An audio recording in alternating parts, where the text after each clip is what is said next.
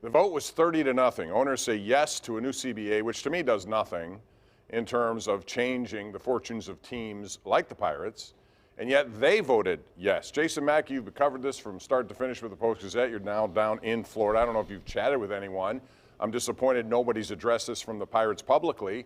They voted yes. Why not no? They should have voted no. I agree with you, Pomp. Nobody has addressed it publicly. Ben Cherington will talk tomorrow afternoon at Lecon Park, I'm told.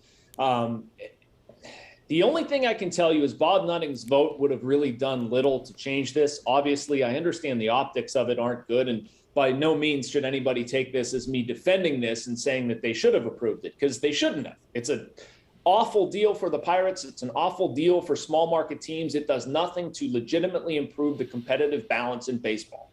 The only thing I can say is I think Bob Nutting's strategy here is to maybe just go along with it, but also sort of privately advocate with Rob Manfred and other people to affect change for small market teams. Is this a strategy to do that? Is that actually going to happen? I have my doubts, but at least that's what I can sort of describe his thinking as.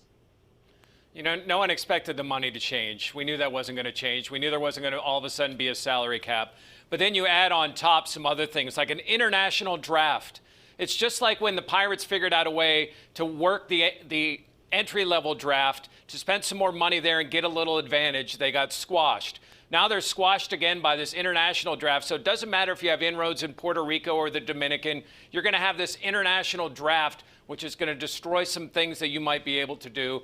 You add in the designated hitter, which has not worked for the Pirates, who can't afford designated hitters. I'm not saying that they can't spend more money. I'm just saying that on the whole, that's one position where they could have been equal with everybody else.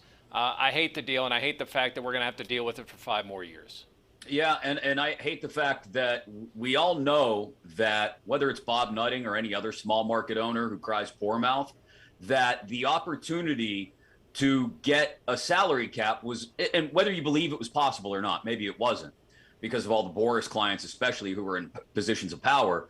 But the only way that would get done would have to include a salary floor as well on the other end. And none of those teams, after an initial proposal that I believe included a salary floor proposal, was willing to go to bat for that, was willing to fight and say, listen, we're all willing to say we'll get to this level. We'll hit this floor if you can give us a cap up here so that the Steve Cohens of the world aren't going out and spending $350 million on their teams. But none of those owners, including Bob Nutting, was willing to do that because they're still going to make a profit this year. Yeah, well, profits are always important, especially for those who want to make a profit over winning. And until I see something different, that's the way I got to look at this. Real quick, we have about a minute here for this. Designated hitter, you guys brought it up. Jason, good or bad for baseball in both leagues? Quickly. Well, I think it's good for baseball. I mean, baseball should be looking for a way to make itself more entertaining, and the designated hitter does that. And they also need to speed up games, but to what we're talking about, have a cap and a floor, have a better economic system. That'll improve games and make them more watchable. I hate it because they cost money, but I like it for the betterment of the game. Pitchers don't want to hit. They don't try to hit. I'd rather have somebody up there that could hit home runs. That's more exciting for the game. Yeah, to Jeff's point, it's no good for the Pirates and teams that can't afford to go out and find a designated hitter, but it's great for the game of baseball and for fans, I think. Yeah, you're right when you say that, Chris, but I disagree with Pirates can't afford. Pirates can't afford. If Bob Nutting wants to do it, he could.